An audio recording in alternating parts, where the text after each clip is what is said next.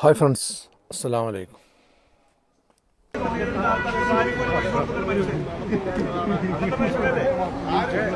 രാത്രിക്കും പകലും ഏത് സമയത്തും വിളിക്കാൻ പറ്റുന്ന ഒരു മനുഷ്യൻ, അങ്ങനത്തെ ഒരു ബിസിനസ്സുകാരുണ്ടോ ലോകത്ത്? ഈ കേരളത്തിലുണ്ടോ?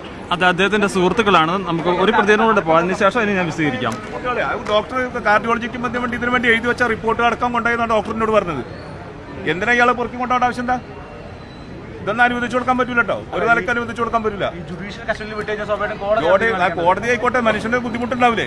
എന്താ മനുഷ്യൻ എന്തെങ്കിലും സംഭവിച്ചാൽ ഞാൻ ആര് സമ്മാനം പറയും? ജുഡീഷ്യൽ സമ്മാനം പറയോ? ഇതൊരു വലിയൊരു പ്രസ്ഥാനത്തിന്റെ അധിപനല്ലേ? സാധാരണക്കാരനാണ് അയാള്. നമ്മൾ നിങ്ങളമാര് സാധാരണക്കാരനാണോ?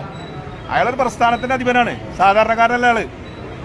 അത് ലക്ഷക്കണക്കിന് ആൾക്കാർക്ക് ശമ്പളം കൊടുക്കുന്ന, ലക്ഷക്കണക്കിന് ആൾക്കാരെ ചേർത്ത് പിടിക്കുന്ന, ഒരു ദിവസം കൈക്കൂമ്പിളിൽ കൊണ്ടുനടക്കുന്ന ഒരു മനുഷ്യനാണ് അയാള്. അയാൾക്കൊരു ബുദ്ധിമുട്ട് വന്നാലും ഒപ്പം നിൽക്കണ്ടേ? ഇതെന്തിനങ്ങനെ ഒരു വലിയൊരു പ്രയാസം നിങ്ങളുടെ ഭാഗത്തുനിന്ന്? അത് തന്നെ ഇന്നലെ 3 ദിവസമായില്ല നിങ്ങളെല്ലാവരും പാടെ ഇങ്ങനെ പൊതിയുന്നത്. അനങ്ങാൻ സമ്മതിക്കുന്നുണ്ടോ? കടന്നുറങ്ങാൻ സമ്മതിക്കുന്നുണ്ടോ? ആലോചിക്കണ്ട നിങ്ങളൊക്കെ. കോടതിയിൽ അറിയിക്കേണ്ട സിറ്റുവേഷൻ എനിക്ക് അറിയിക്കണം. ഇപ്പോഴത്തെ സിറ്റുവേഷൻ എന്താണ്? ഇതൊന്നും അനുവദിച്ചു കൊടുക്കാൻ പറ്റൂല, ഒരു നിലയ്ക്ക് അനുവദിച്ചു കൊടുക്കാൻ പറ്റൂല.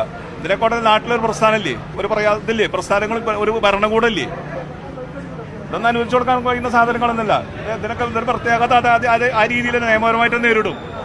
അങ്ങനത്തെ ഒരാളാണോ കോച്ചെ? നിങ്ങൾ പറയും. ഇത്രയും മീഡിയക്കാരില്ലേ?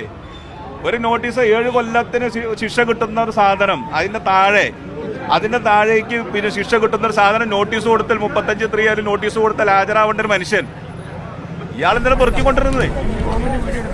ഈ റൂമിൽ അടച്ചിട്ട് ക്യാമറ അങ്ങോട്ട്. അതായത് ഹായ് ഫ്രണ്ട്സ്, ഇത് തന്നെയാണ് നമ്മളെ അഭിപ്രായം.